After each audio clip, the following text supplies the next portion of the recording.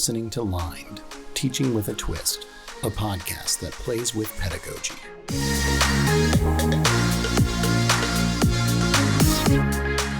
Hi, everyone. This episode is a fun one, as I got to jump into conversation with some early career engineering faculty, Blake Hament from Elon University and Siobhan from Duke University, about their upper-level controls and robotics courses.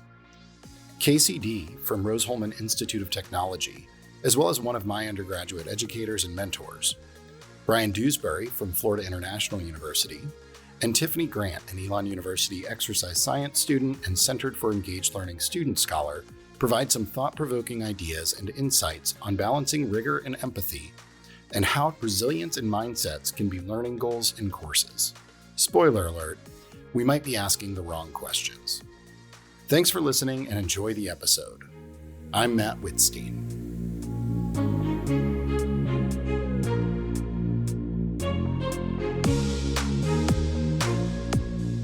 Hi, Blake. Hi, Siobhan. Welcome to the show. I'm so excited to have you on today. To introduce yourself to our audience, I would love to know about a time when you were exceptionally challenged in a learning activity, and then share out, who you are, where you're at, what you teach, and what maybe you're hoping to get from this podcast.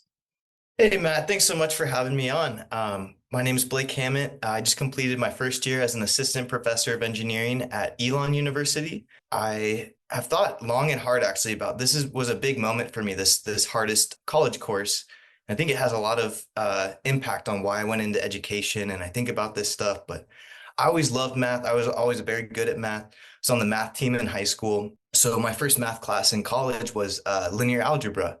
And there was a few other freshmen in the class, but the professor introduced himself and said, I haven't taught undergrad in about 9 years, but they're making me do it this semester. And he started writing all these symbols and using all this jargon that I'd never heard in high school. It wasn't on my radar at all. It was really hard for me to calibrate, like even the difficulty of the concepts, because I would try to then study on my own, and I'd be going to grad school mathematic textbooks and papers because I didn't understand the level of, the course was supposed to be taught at. Now, having, used linear algebra for years in all types of research and applied projects, I understand that those fundamentals were so much more within my grasp than the way the professor presented it. I think that professor was kind of proud to be presenting something that seemed so complicated to people who are unfamiliar with the material.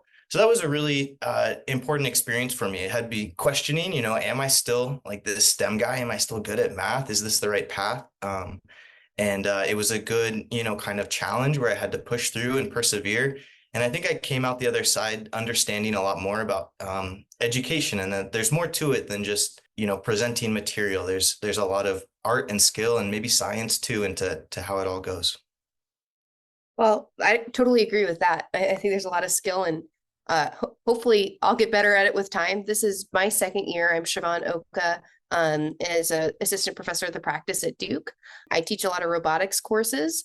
When thinking about what the most difficult learning experiences I've had, well, first I would say my first semester in college at MIT, I took physics, and most people had taken calculus-based physics before, and I had not. And so I had a pretty rude awakening after the first exam, and I'd done really, really poorly, and I just think that was the beginning of, a version of imposter syndrome. And I think similar to Blake, thinking like, am I cut out for this? Is this what I'm meant to be doing? And that was followed up by a course that was, a year later, really inspiring. I ended up going into mechanical engineering, which people would argue is the same thing as, first semester physics, at least at the beginning. And so in both cases, the teachers were very supportive. In the first case, I was ill prepared for the course compared to my classmates, but yeah, really brought the material to life, really made simple structures to understand complex concepts. And then I would say the course that I did the most poorly in my entire history of learning was controls. It was a full semester course that the teacher was required to make a half semester course for this flexible degree program. And he was like, yeah, so we're going to go through all the content in half semester. So yeah, I just didn't have enough time to catch up when I didn't understand the material. And yeah, I did poorly. And then I was lucky enough when I came to Duke, I TA'd controls twice. And I remember I went to the professor and I was like, can I do all the homework this summer so that I'll be prepared to TA, and I think that it really gave me this idea of like redemption in academia. That's something that I try to get across to students, is that there are simple structures to, understand hard concepts. And if you don't understand something, that's where everyone starts, and so like, it's just a certain amount of time and practice, and different people, there are different ways to do that better, but I think it's just a matter of time before you can know anything if you really wanted to. Well, I hope you all realize that we're talking about how to make hard courses more approachable with this month's episode. So I would love to learn a little bit more about what you're teaching now and why you think it's a difficult course for your students. So I teach a lot of robotics courses, and specifically a course that I know students find hard, and I know because they tell me very often throughout and at the end of the course, is Intro to Robotics. And I'm not proud that it's hard, but I am proud about the learning outcomes that happen throughout the course. And I think what they find most difficult is the time requirement, that I expect 10 hours a week outside of the course to really get the content. And that includes things like homework and going to office hours and working on their problem sets with peers. And that's just not what's expected of some other courses for them. And I think that it's hard for them to find that time. And when they don't find that time, they don't have enough time to get through the concepts. And then the concepts are difficult, like they need to spend some time with peers or TAs, or myself in office hours to get the practice that they need. And they're usually developing new skill sets. And this is even in their junior and senior year. It's a lot in a course, but I think it's required for the learning outcomes, and that's why it's hard. I'm teaching controls.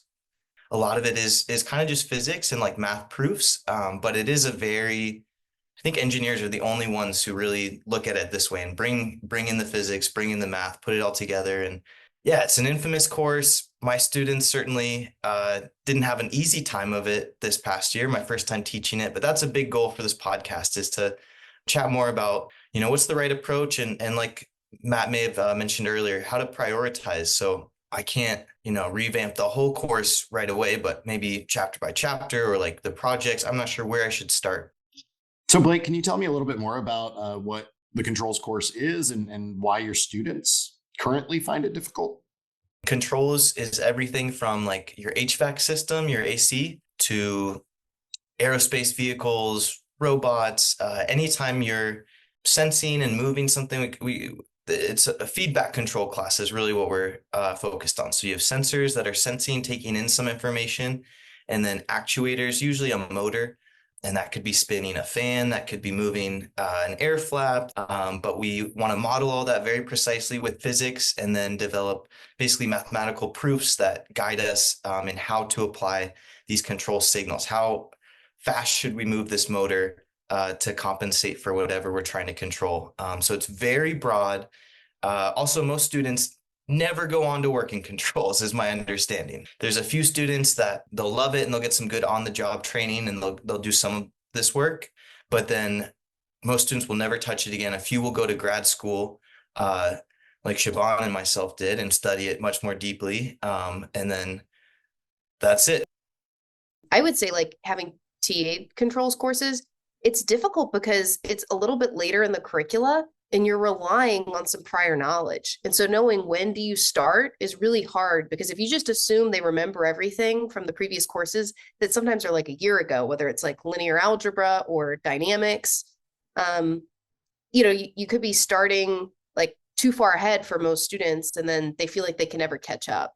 So I want to make sure I have this straight, that the controls course that you teach, Blake, is typically a required course at maybe the second or third year of their education at that point? Third or fourth year for our mechanical engineers. It's an elective for other engineers. Okay. And then Siobhan, your robotics course, to me, it sounds like that's probably almost always an elective, and probably those students are interested in possibly pursuing robotics as a career pathway.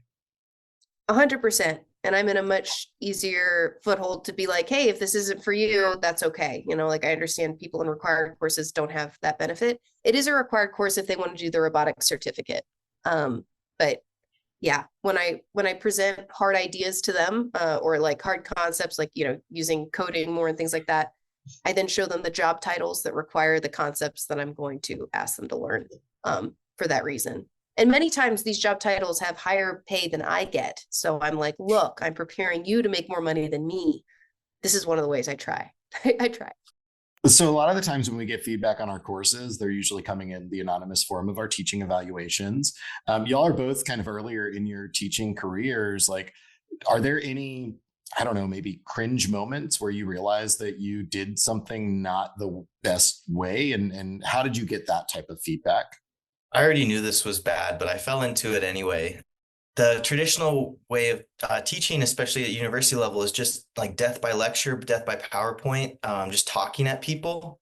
And you have no idea if they're with you or not when you're just lecturing for too long. And I did that a little bit too much at the beginning of the semester. I built these beautiful PowerPoints with really pretty graphics, and I was really excited to just talk. I'm passionate about this stuff, that's why I chose this field and kept going with it for so long. But slowly the eyes glaze over, and it's sad. Students specifically asked a lot for worked examples in class, and that's something that I'm trying to do more. It requires more preparation because sometimes I can just wing it and solve it on the fly, but especially if it's a more challenging problem, I need to have taken a look beforehand, looked at different solving techniques. Maybe the way I would default to solve it is going to take 40 minutes, but there's a nice little trick and you can do it in 10. It's just a lot of time preparing all those worked examples, but that's a big goal for next semester is less lecturing, more working problems, and getting students to work problems too. Yeah, I would say for me, it's challenging when you get student evaluations, right? Because I think I've heard that students are the experts in their own experience, right? And then this kind of gets into like the rigor of classrooms is like, there's also learning objectives, and they're not necessarily the experts on like how to get to those learning objectives. So like I've definitely gotten feedback on, this is a difficult course, or like I felt like I had to look up other resources to learn ROS for my specific final project in robotics, where I'm like, yeah, like that's a learning objective for you to be able to like look up resources and repurpose them for your project. Like, you know what I mean? Like not everything is going to be spelled out. And so that's something that I've really struggled with. And so something that I'm doing this year as an adaptation for that is I'm creating a lab for the course, which is essentially like homework office hours, but structured. So, they have to be present for those office hours because they're like, we just don't feel like we're getting enough support in this. And so I'm like, okay, we're going to do the computational homework as a lab. We're going to make it a little bit more complicated and a little bit better, like more directed, kind of leading them through step by step. And then I try to study this. So like I try to do pre-post testing to understand, are students getting capacity to like utilize these things in future projects, or are they like walking through a lab? Because, some labs are like that where, it's like, wow, magic happened at the end, versus like, oh, I struggled and I understand how these basic concepts work. And so that struggling and understand the basic concepts is what I want, but I don't want them to struggle too long. Both for their enjoyment of the exercise and because, they don't need to spend 10 hours on something they could learn in 10 minutes. But it's a very hard balance. And understanding what to glean from evaluations is very difficult for me. But I also think that it is the major metric of our success. And so it's difficult because I feel like to increase the metric of success, I would need to decrease the rigor. And I appreciate that you both are working through some engaged learning techniques that suit your individual courses.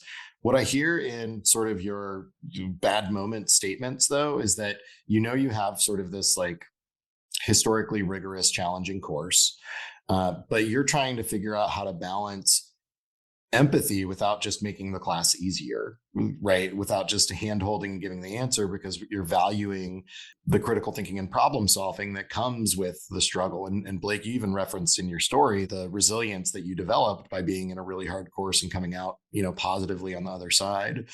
So I imagine that you're trying to think of ways to help your students share in some of that experience.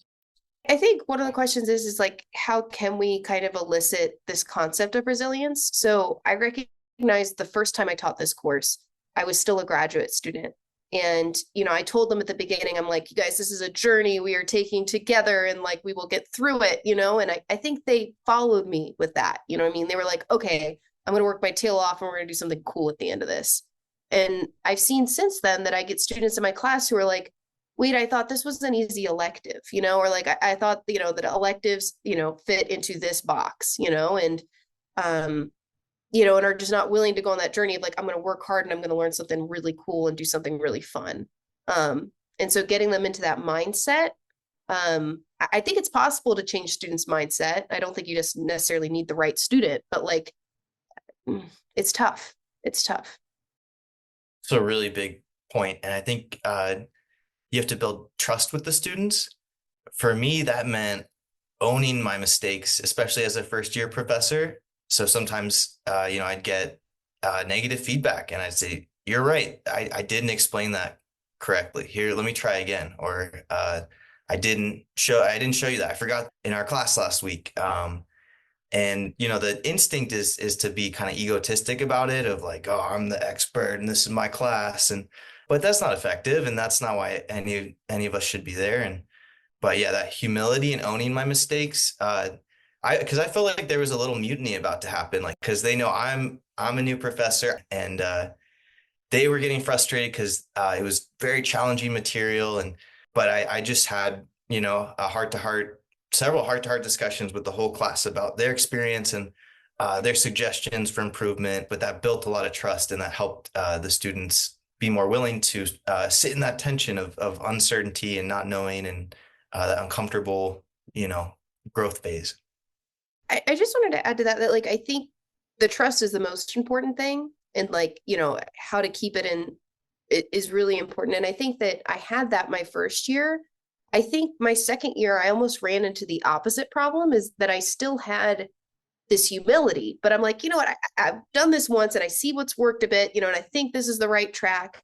And I had a couple students at the midterm project be like, you cannot have our midterm project due this week, like literally on like our public student like discussion forum, like, you cannot have the project due this week. You've not supported us enough. I understand, like, here's, what supports exist, that you'll be able to get through this, because they were really mad that it was due after their fall break, which, I understand that's tough, but then it's like not having the authority too, you know what I mean? And like the importance of saying like, hey, like, I'm the teacher in this scenario. Like, I know that this is an important thing for you to learn. And, sometimes you have to eat your vegetables. So, it's, I don't know, but that's the difficulty that I run into, is trying to understand their feedback in the context of what's best for them.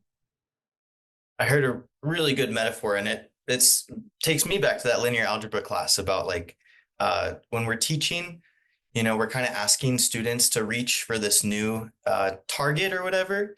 And, our job as educators is to place it at an appropriate height above them. If it's too far, if it's out of their reach, if we've set them up for failure, that's so frustrating. And that's going to really turn people off. You could go the other way too and say, I'm really empathetic. I'm going to nuke the rigor here. And you place the learning objective so low that there's no stretching, there's no growth happening. And so we're trying to calibrate, and it's different for every student, which makes it even more difficult, but where to place those learning objectives so students grow, but also they're set up for success. They have all the support they need. I mean, it seems like you both are really thinking through this very thoughtfully. And one of the things that I'm wondering is, what are the things that you feel like you can't change, or what are the fears that you have about making some changes that you're thinking about, or what are the barriers that are holding you back from making the course the way that you envision it?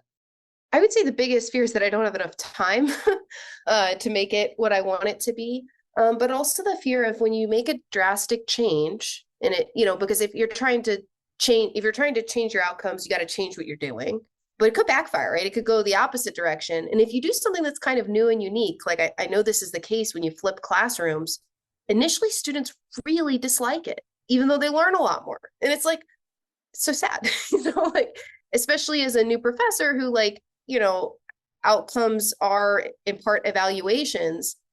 That fear makes it so that I don't feel like I can do drastic change on a year-to-year basis. And so I'm trying to do incremental things. I'm trying to address things that address the needs that students see first, before like maybe some more structural change, like making the whole thing flipped. But yeah, I'd say that's my biggest fear.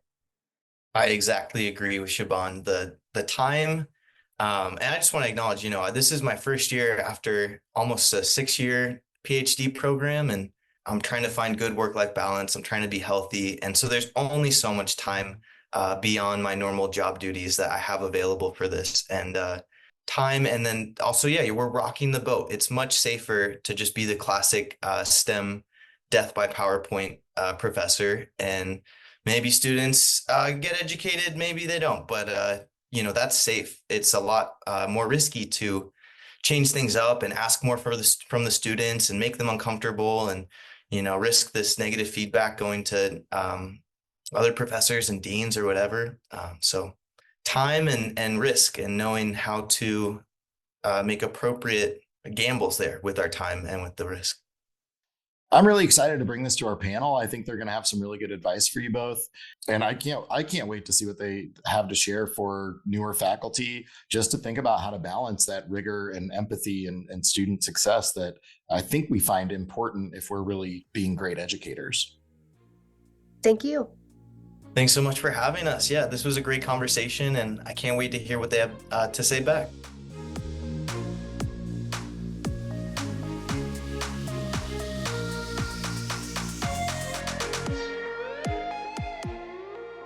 Hi, Tiffanie. Hi, KCD. Hi, Bryan. I am so excited to have you on the show. I got to speak with a couple of engineering early faculty about how they're balancing rigor and empathy in the class, and I can't wait to get some of your perspectives on this. To introduce yourself to our audience, I would love to know how you know when it's too hard, when a course is too hard for students, when we're getting pushed too hard. And as you're doing that, make sure you share with our audience who you are, where you're from, and what you're all about. Yeah, I can start first. So my name is Tiffanie Grant. I am a rising junior at Elon University. I'm majoring in exercise science with minors in psychology and neuroscience. I am also a Odyssey Scholar on campus, as well as I'm a student researcher for the Center of Engaged Learning. But to answer your question, how hard is too hard? I think that is a very difficult question to start with, because difficulty can be subjective. For student-wise, something that can be difficult to one student may not be difficult to other students. I've taken classes where people are easily breezing through the course, and I'm here, I'm just like, my goodness, I can't even get a breath up. It's very difficult. But then for other students, it could be easy. I feel like the importance of that is a balance of rigor and support. I've taken easy courses where it was very easy for me to take, but it wasn't as meaningful, and I kind of lost that track for what did I learn in those courses. There have been also easy courses where I've actually taken stuff from it and I still have remembered it to this day. And I think like the difference between those easy courses was the fact that it was more relatable. Thank you so much, Tiffanie. Let me introduce myself. My name is KCD. I'm a professor of biology and biomedical engineering at Rose-Hulman Institute of Technology in Terre Haute, Indiana. Empathy and resilience are things that I work to incorporate in my classrooms. And I just wanted to thank you for your first response. That is a hard question. And the thing that I wanted to respond to was that I heard a lot of different themes in your comments about rigor. So rigor is a trigger word for me because I've noticed that when different people use it, they tend to mean very different things. So some of the things that I heard in your response was courses that seemed relevant to your interests in your career seemed easier to you. I'm willing to bet that you were motivated and interested, and we know that adults tend to do better in courses when they see utility and usefulness and they're motivated to study. I heard some elements of difficulty, like depth of knowledge required. I heard some elements of amount of work required and how much time is required.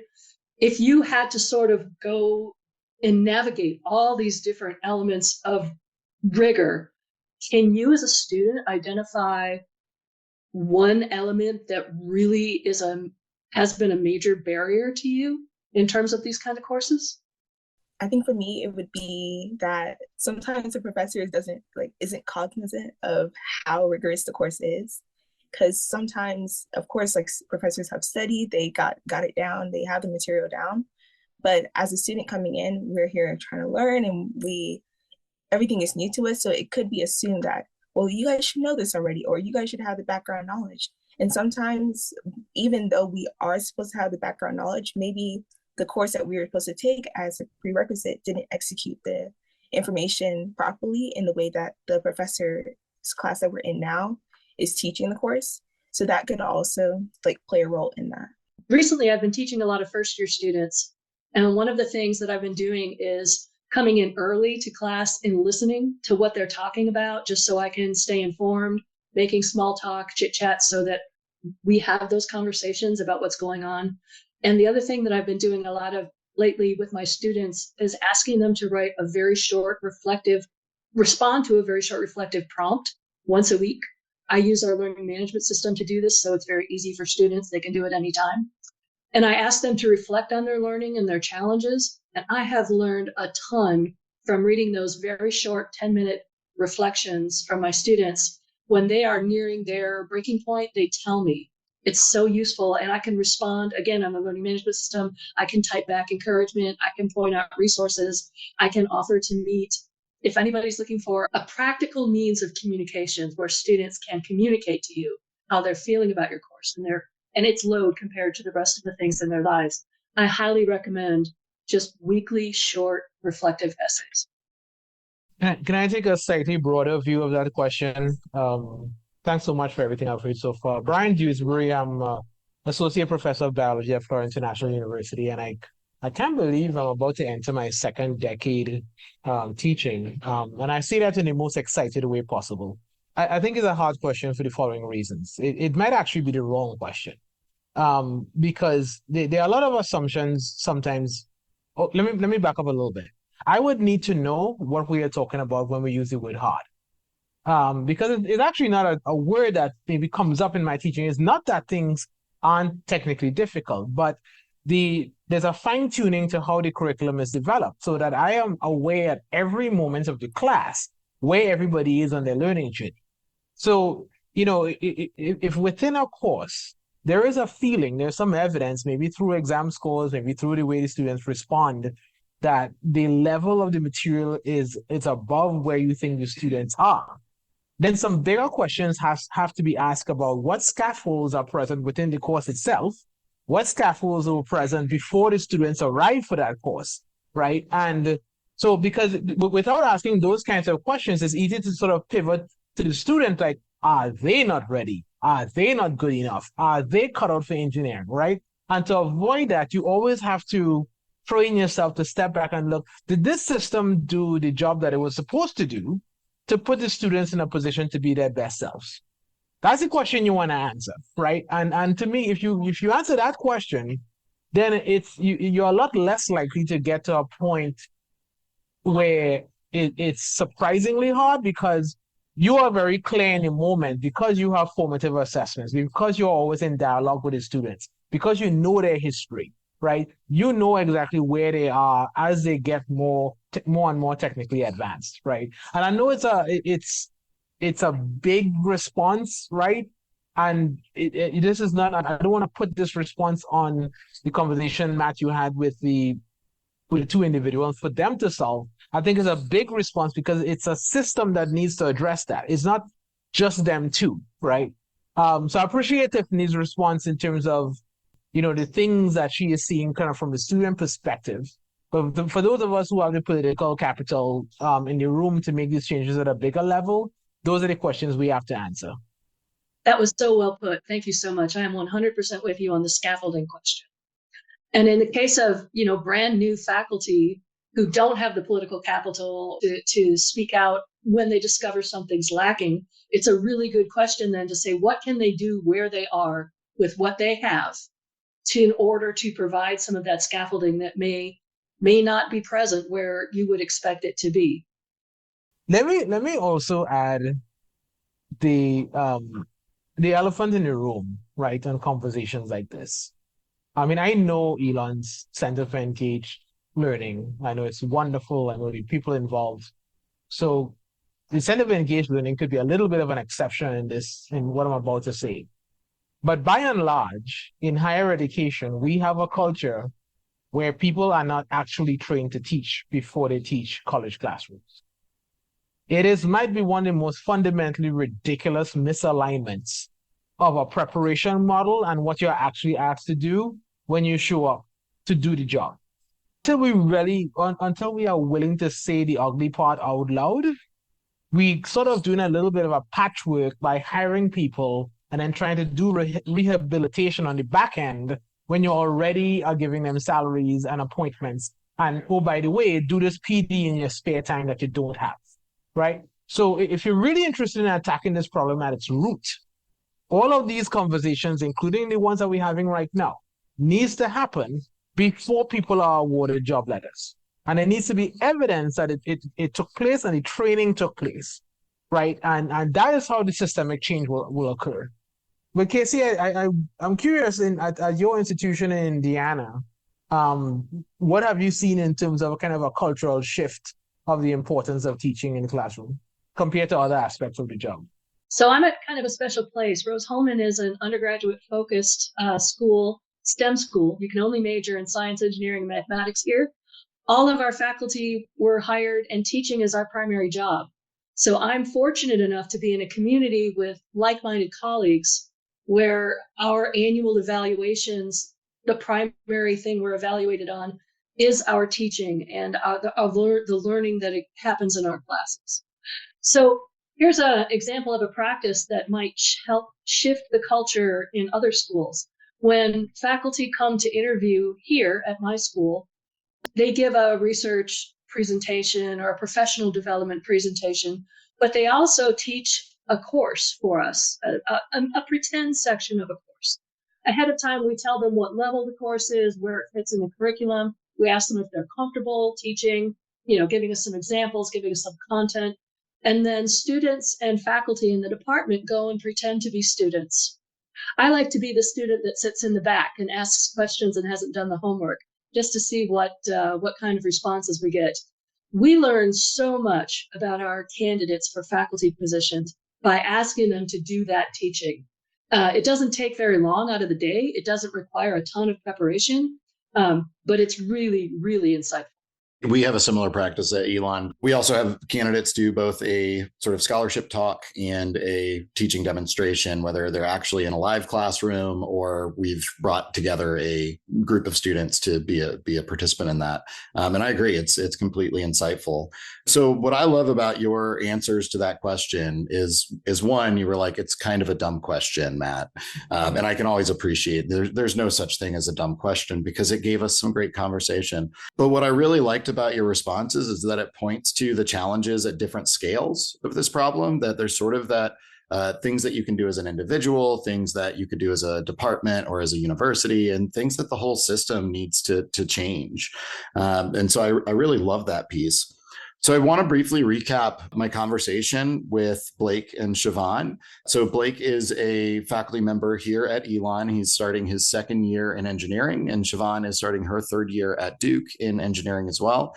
They are both very aware of being newer faculty members with teaching prioritized positions. They're very excited about working with students in both teaching and in creative and research scholarship pursuits. But they sort of realize some of their own limitations as well, that they want to be great teachers, but they're not necessarily sure what's the best way to do that. And one of the things that they sort of brought to this conversation is that they teach hard courses. They teach courses that are traditionally known as being difficult. In their experiences, Siobhan shared that her controls course specifically was very difficult until she was able to TA for it a couple of times and then kind of clicked a little bit better. Blake talked about his early math courses being exceptionally difficult. And what I think I heard from their conversation is that they want to figure out how to embody the resilience that they built in those challenges in their teaching practices and not have the mentality that this course is supposed to be hard. You're just supposed to buckle down and get through it. Some of those colloquialisms that are, I think, unfortunate. So with that in mind, as I think about sort of educational development and curriculum development, very often we think about what are the right changes to make, where to start that process. I think we typically recommend making really small changes. So I want to ask you all as a panel, what's one small change? What's the starting point when you realize you have some sort of specific challenge? One of my things with faculty development and thinking about the classroom is that the questions we ask of this experience matter as much as the solutions we're trying to get out of it, right? And I understand that in the culture of low bandwidth, too much to do, too much classes to teach, too much things on your plate, every faculty member is thus encouraged to look for the place to start, the 3 things that are best practices, the list of 10. And I think it's important that we push back a little bit against that culture and understand the soul and the spirituality of what it means to teach, what it means to have the privilege to lead and be in a classroom and be among other humans, and what that experience is like, right? Even in this challenge that is being described, a lot of it is still focused on the technicality of the course, the difficulty of the course, but teaching content is but about a half of what teaching really is, right? There's 15 weeks that students get to spend with you, and they are evolving, they are developing, they are interrogating themselves, they are, trying to find their places in the world. They are asking themselves constantly, if not implicitly, what's the right thing to do? And there are several things that we can do as we engage them that not just gets at their technical development, but also gets at their social development. So to take the controls class, for example, I think it was mentioned earlier that it's a difficult class, but it's also a class that every engineering discipline sort of needs. Lean into that. This is, be explicit with the course as to, here's the relationship that the material we are going to engage in has for the entire field of engineering. Not one type, not this particular strand, the entire field, right? And you get to be part of that community. You get to understand, why that connection is there and why it matters, right? So it's a technical environment. And just like any technical class, like any difficult class, the way in which you get comfortable with it is you spend as much time as you can with it. So you will find that you will have to spend a lot more time on the material of this course than you might on other courses. And that's okay. That's just what it takes for you to get to the bar that I know you can hit. So if you lean into that sort of language, right, I think the aim here is to destigmatize and just sort of bring the temperature down on this notion of, hard class is difficult. It puts it in this sort of unattainable space, which I think is not fair to the discipline, not fair to the students, and not fair to the faculty member. It just sets everybody up immediately for this this impossible outcome. When I was an undergraduate, my biochemistry professor would start the class. And I took this class 3 times. He would start the class by saying 90% of you will fail. And to be fair to him, he was right. He's a good predictor. If anything, 90% of us, and I took that bad boy 3 times, got a C, and I don't remember a thing, right? So I don't know, Tiffanie, I'm curious. I mean, you mentioned earlier about having easy classes that sort of didn't really impact you, but then easy classes that sort of stuck with you. Maybe tell us a little bit about classes that were difficult, where it was difficult, but the professor had an asset-based approach.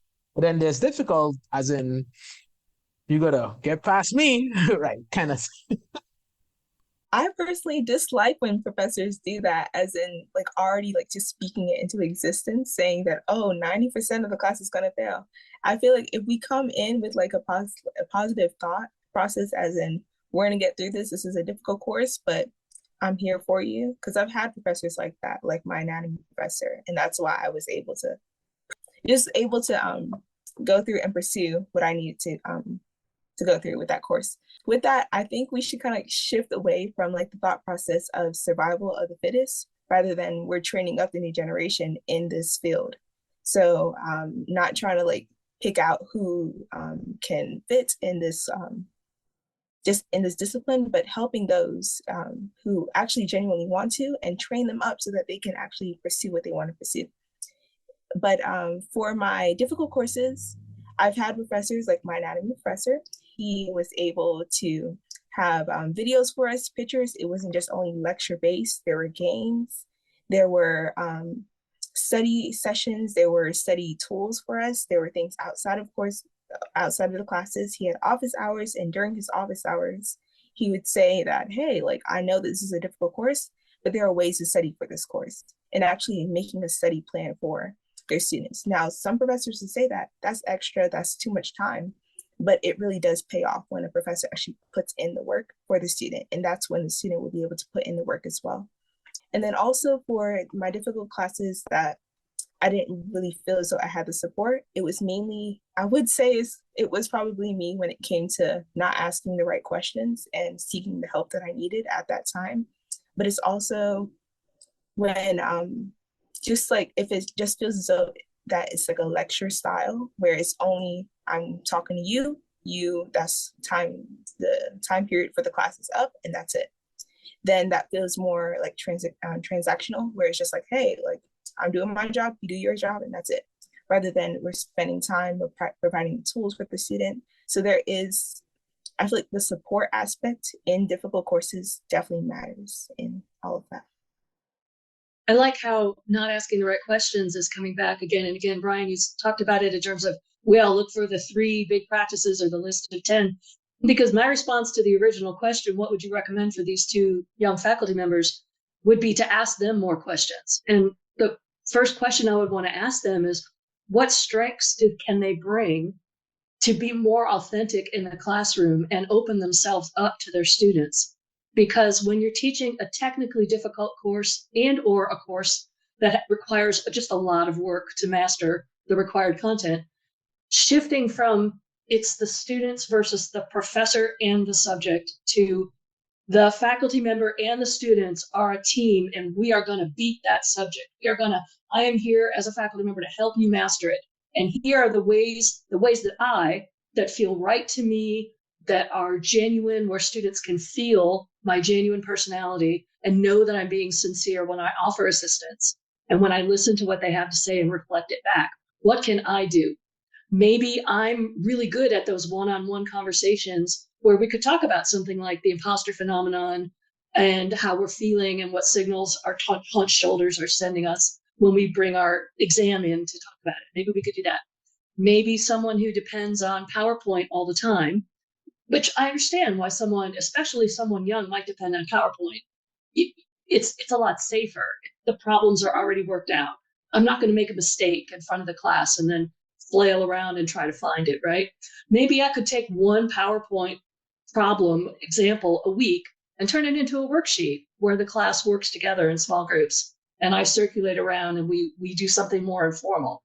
Whatever it is that I bring and that I feel is authentic and real is a way that I can demonstrate my caring for my students. That's the small change to start bringing. One small change per week might be a good pace to try.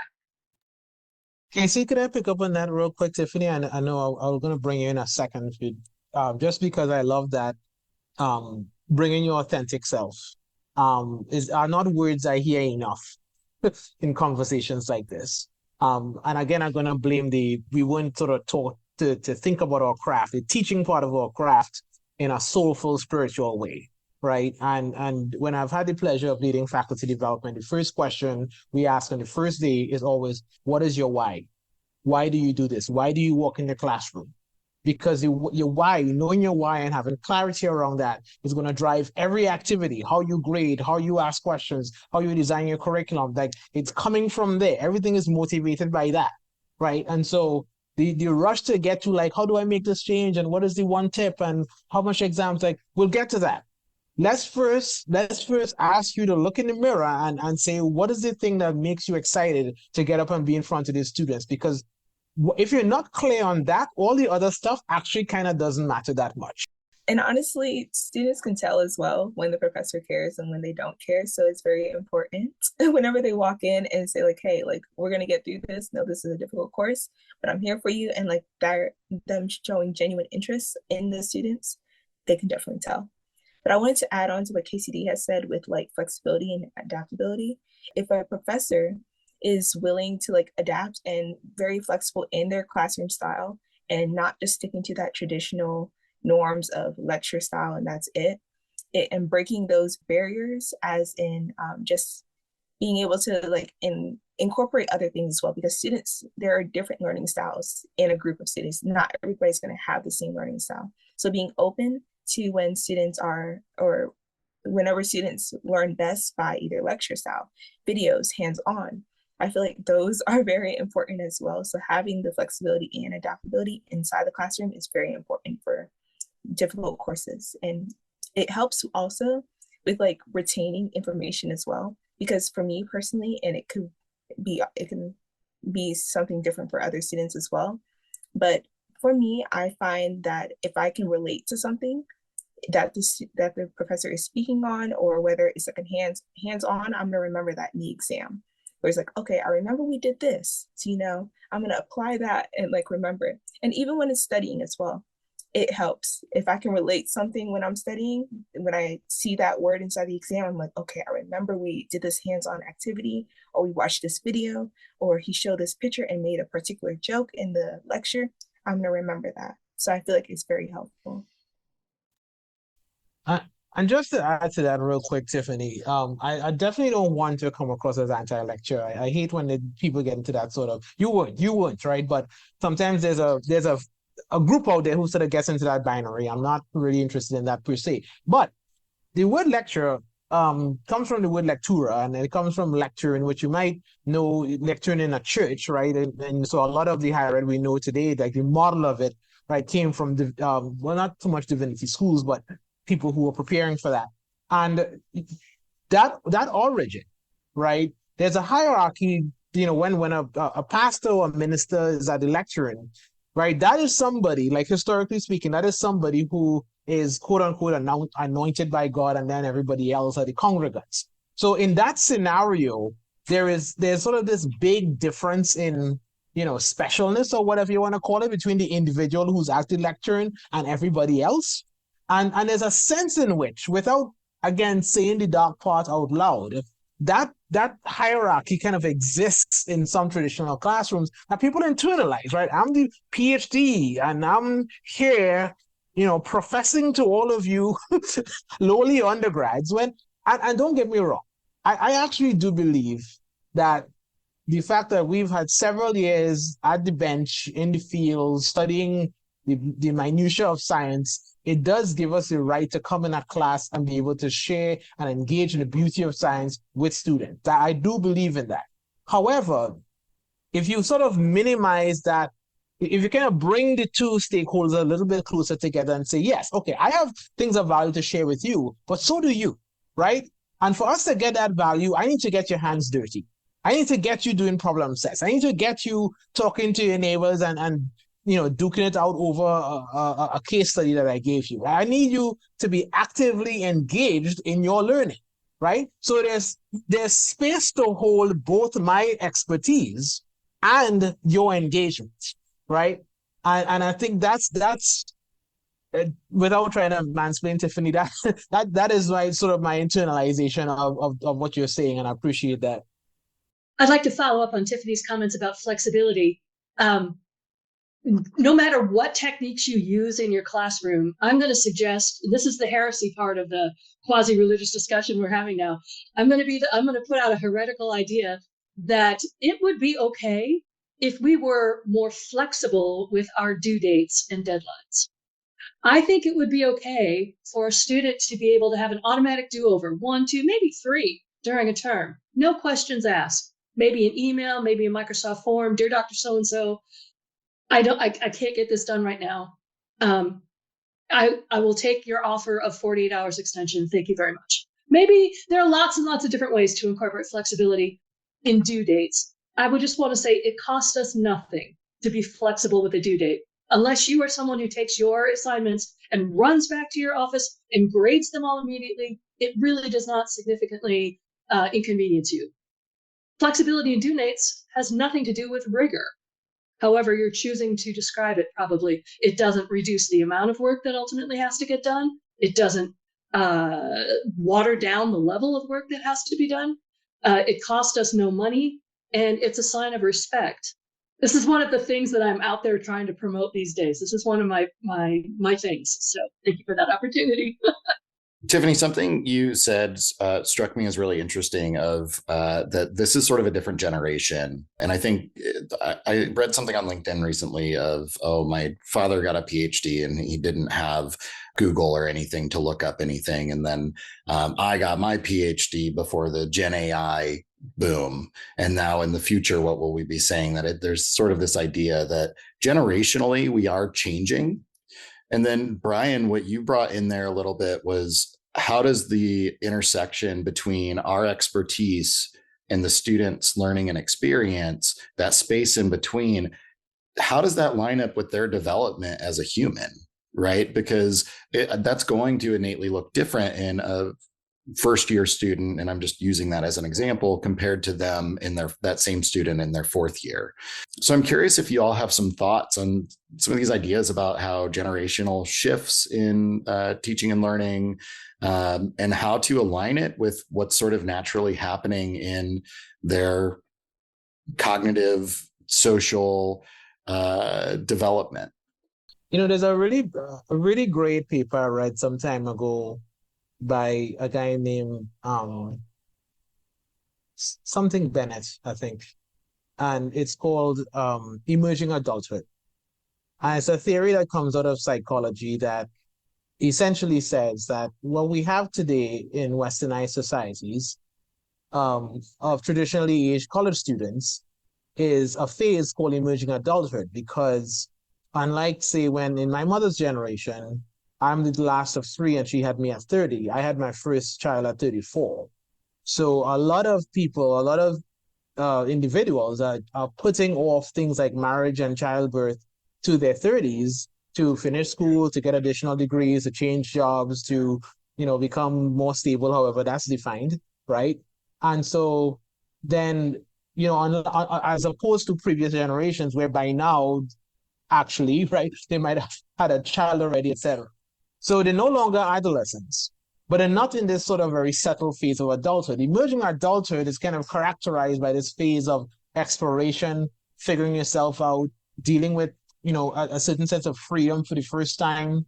And there's some interesting data that correlates with this. Things like, I think 60% of people who, publicly identify their sexual orientation do so in the first year of college, right? So it's a time when a lot of psychological changes are happening, right? Mostly for the good. And I explained that at length because, I teach first year students math, so I am particularly sensitive to your question. When they're walking into intro-bio, they are walking into a space where they are doing a lot of psychological transitions that not even they might be aware of. And you see it, right? Because a professor, you see them scan the room, you see them, awkwardly trying to find which seat aligns best with the learning they think they might need. It's actually a really fun and crazy process, right?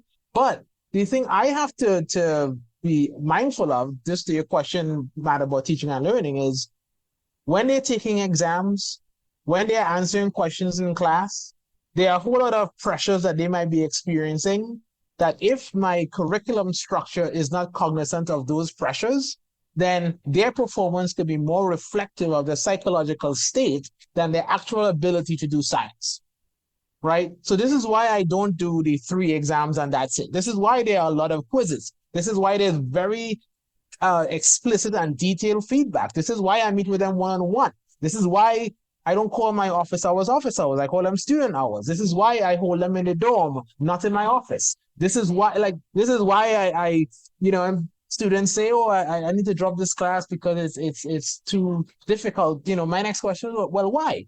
Well, because Tiffanie got that question right. So you base your decision on one student? Well, everybody else nodded. Well, of course they nodded. That's what humans do. That don't mean they understand it. That's just them making them. I mean, so you if you understand the psychology of the behavior because of their developmental stage, you can make teaching and learning decisions that are responding to that and allow students a better onboarding process, right, into the discipline. I was reflecting on the differences between the environment in my current engineering classrooms and the environment in the engineering classrooms I experienced. It was a while ago, but I would be willing to bet that in a lot of schools, the boot camp mentality and the weed out courses, and the idea that if we're going to get students engaged, it has to be a competition, so there can be a winner that's going to force us to strive. I would be willing to bet that all that still exists out there. And I don't think that speaks to our current young people. I don't know that it necessarily spoke to most folks in my generation either. I think it spoke to a very specific segment of folks who were very comfortable in that environment. So I'm sort of reflecting on the idea that collaboration and not competition, and supporting each other, and again, not competition, not grading things on a curve so there's only going to be so many A's and so many F's guaranteed. I hope that's mostly gone in our higher education system, but I'm probably wrong. We tend to do things the way we were taught to do things, right? We tend to say, well, this worked for me. It's hard for folks to take a step back and say, okay, just because it worked for me, it might not work for others. And I feel like that's where we are at this time in many ways in higher education. More of us are saying, okay, I need to take that step back. I need to rethink what this environment should look like. We need to be having these conversations. Well, I would say that there is a different wave of generations are coming in. And even myself, I realize it, especially it's different. My sister is an incoming freshman. It's a different group of people coming in a different like mentality. Emerging adulthood, Jeffrey Arnett, I believe. I learned about him in lifespan and development. But I do know like all about like the emerging adulthood. And I do feel as though like I had seen this meme on Instagram about how things that our parents were doing during our age is totally different than what we are doing our age right now. So 20-year-old me, my mom was probably doing something totally different, way out there. Generation is just like shifting. So certain things that worked before won't probably, or not saying it won't work, but there should be like, and you have to be a little bit more open to the fact of not everything that worked in the past may work now. So I think that's the best way I can put it.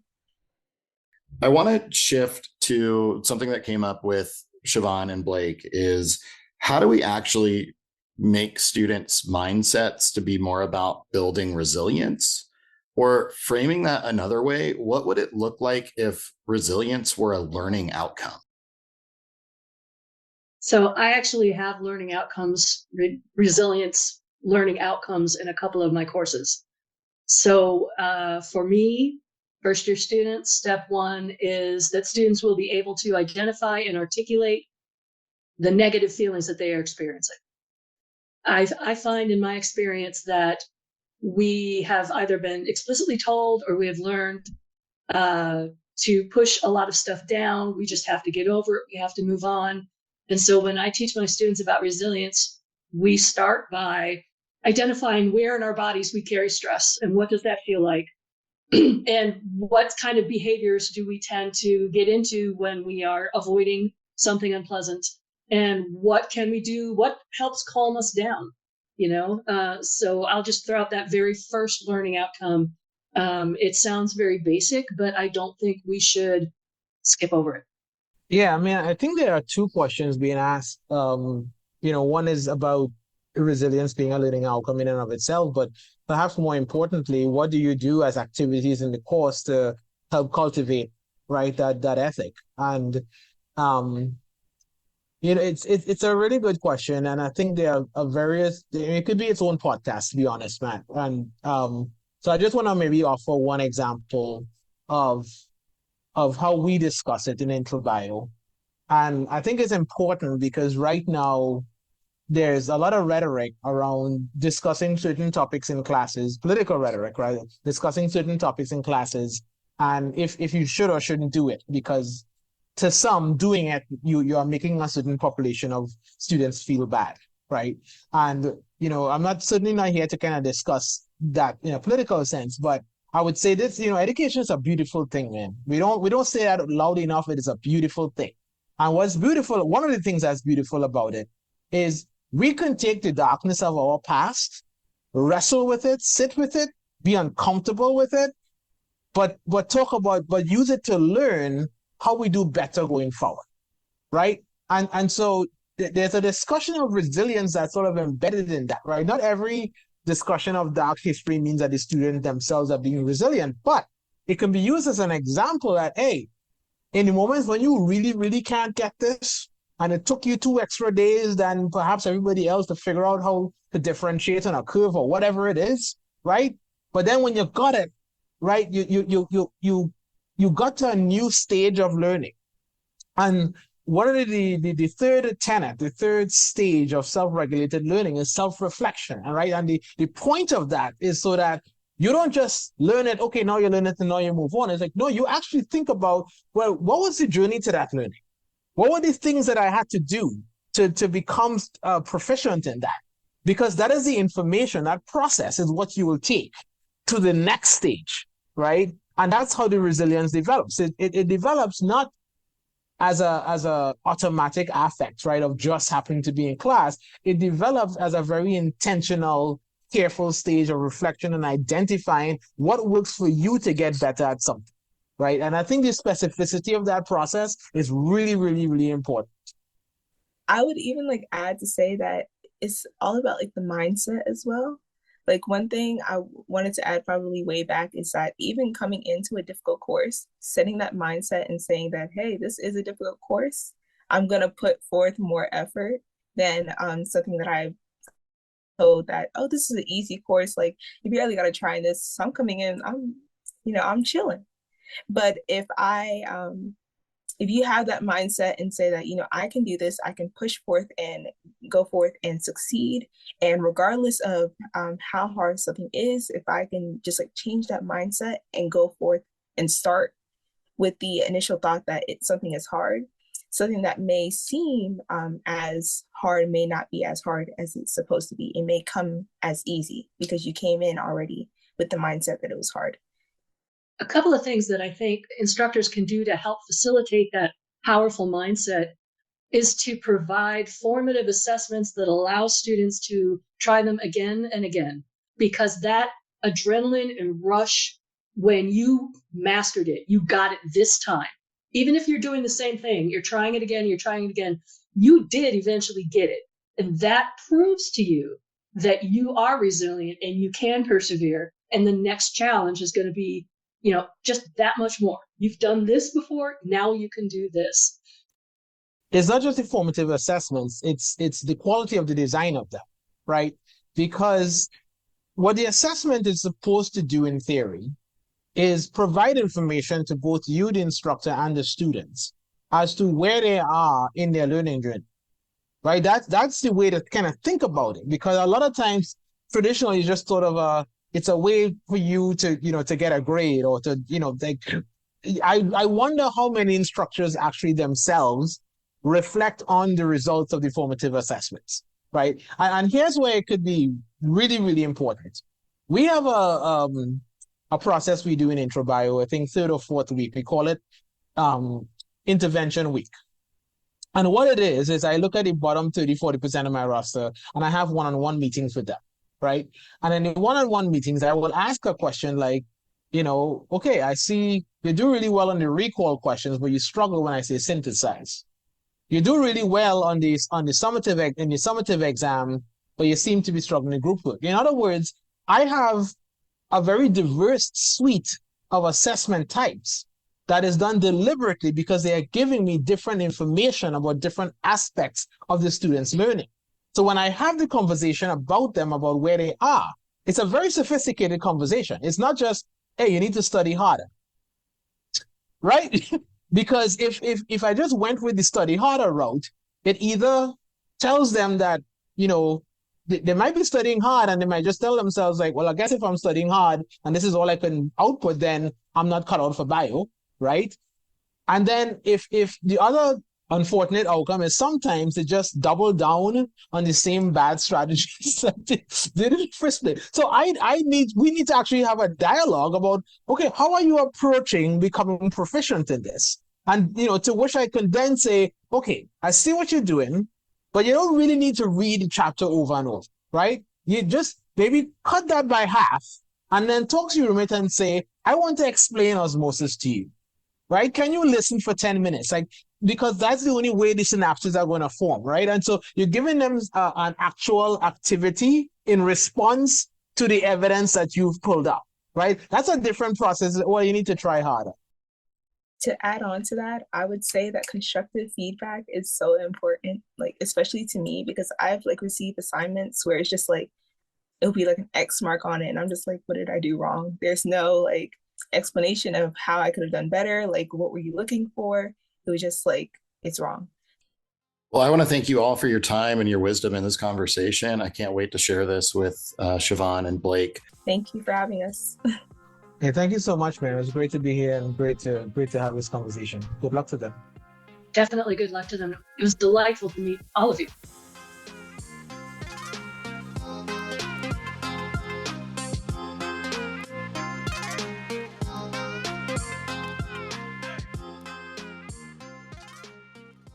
Blake and Siobhan, I'm looking forward to telling you about my conversation with your panel. Awesome. Thanks for having us back. Great to be back, Matt. So I spoke with Tiffanie Grant, an exercise science major and Center for Engaged Learning student scholar at Elon University, Dr. Casey D., Associate Dean of Learning and Technology and Professor of Biology and Biomedical Engineering at Rose-Hulman Institute of Technology, and one of my engineering professors and mentors for my undergraduate experience, and Bryan Dewsbury, Associate Professor of Biology at Florida International University and an expert on the social context of teaching and learning. I tried not to bury the lead and led off by asking the group, how hard is too hard for a course? And Tiffanie and KCD went right into the subjectivity of difficulty. Tiffanie gave 2 examples of difficult courses, the ones where you check out because it doesn't seem useful or it's unnecessarily difficult, and the ones where you rise to the challenge because the material or process aligns with your values and goals. She described the professors that are in the former, the checkout type courses, that they tended to be disconnected and unaware of the students' needs. KCD focused on, instead of trying to understand the difficulty, trying to understand the barriers to student success and honing in on that. This quick intro had Bryan wondering if we're even asking the right question, that instead we should be questioning how the engineering programs might be systematically not preparing students equally for the upper level or difficult courses.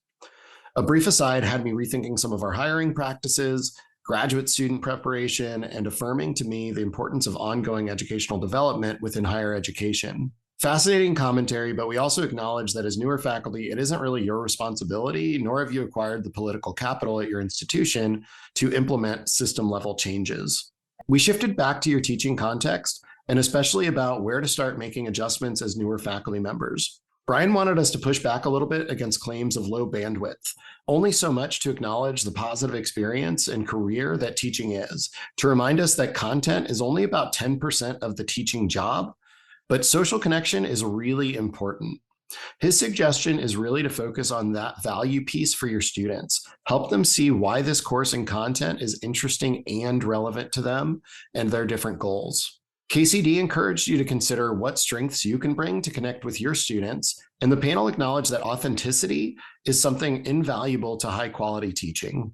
As we continued talking about authenticity, it was obvious that understanding your why for this profession and being relatable and willing to adapt to students and circumstances will be helpful in your context. There seems to be little evidence to support really rigid deadlines, strict policies against resubmissions, or similar accommodations that are associated with actual learning outcomes. In other words, it's okay to accept an assignment late or let them retry a learning task until they are successful.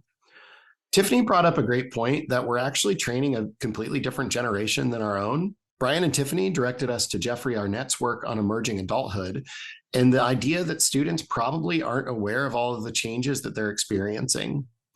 It does seem that generationally, students of 50 years ago were possibly more motivated by competition and winning than the students of today.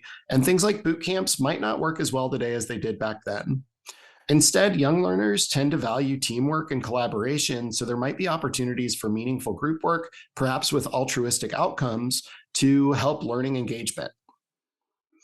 Finally, I felt this sense that we're really trying to discern how to develop intentionally resilience with our students. KCD shared that she actually has resilience as a learning outcome in a first-year course, being able to identify and articulate negative feelings. She also recommended having lots of formative assessments over and over and over to celebrate success. So some students can feel and experience the adrenaline and joy of success within their learning, even if it takes a few tries. Tiffanie shared the importance of stating that as a goal and that it is a shift of mindset sometimes rather than a shift in actual learning activities. And Bryan pointed us to models of self-regulated learning in which our assessments typically focus on sort of forethought and performance when we really want learners to develop self-reflection. So our discussion was really insightful, and I'd love to hear what your initial reactions are to their ideas. Thanks so much for reaching out to them and having this awesome conversation. I think first and foremost, I agree, with most of the things that they discussed, especially when it comes to developing resilience in students. I guess one thought that I had to push back on was the idea that, although I agree that there might be this generational change between maybe a more competitive mindset would be better to tap into to like encourage learning versus a more collaborative mindset that maybe there's more of today. I think boot camp is actually the perfect way to address that change. Boot camp is actually a great concept, I think, when it comes to engineering and the idea that it can actually be quite collaborative. Although I guess one could see it as competitive and that, you're trying to do something really hard, and that there's this goal.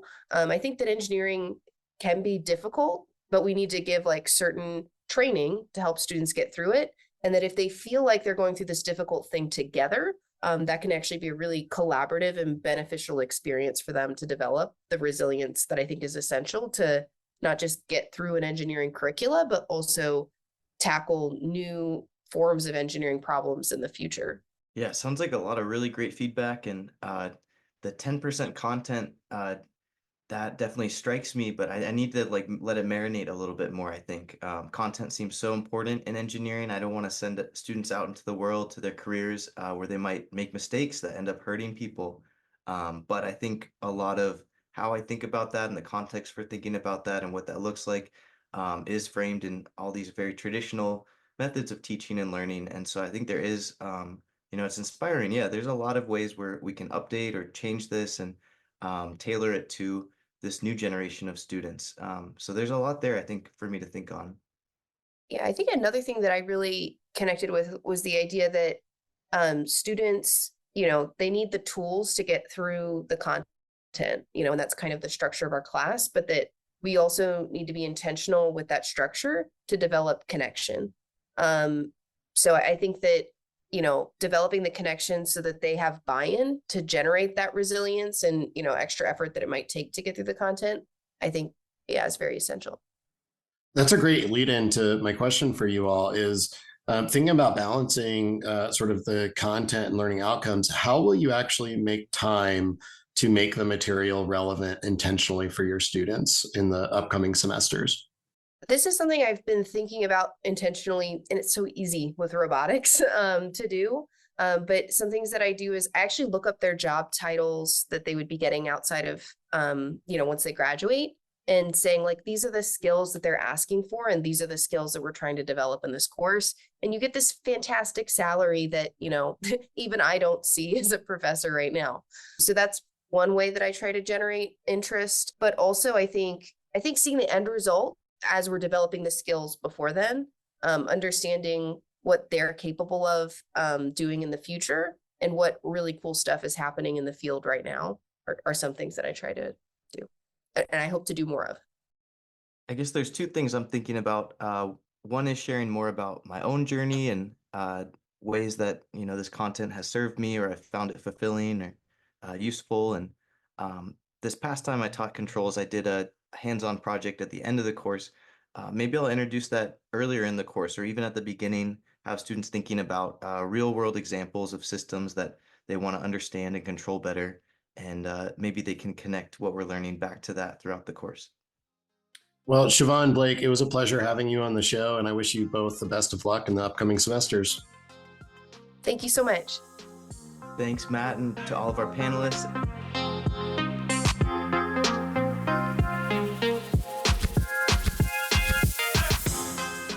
Limed, Teaching with a Twist is produced in collaboration for the Center for Engaged Learning at Elon University. For more information, including show notes and additional engaged learning resources, visit www.centerforengagedlearning.org. Limed, Teaching with a Twist is a creation of Matt Wittstein, Associate Professor of Exercise Science at Elon University. Episodes are developed and hosted by Matt Wittstein and Tiffanie Grant, Assistant Director of Learning Design and Support at Elon University. Olivia Taylor, a class of 2026 Music Production and Recording Arts major, is our summer 2024 intern and serves as a producer and editor for the show. Original music for the show was composed and recorded by Kai Mitchell, an alumni of Elon University. If you enjoyed our podcast, please take a few moments to subscribe, rate, review, and share our show. We aim to bring insightful and relevant content to educators each month, and we would love to hear from you. If you're interested in being a guest on the show, do not hesitate to reach out. Our most updated contact information can be found on the Center for Engaged Learning website. Thanks for listening, and stay zesty.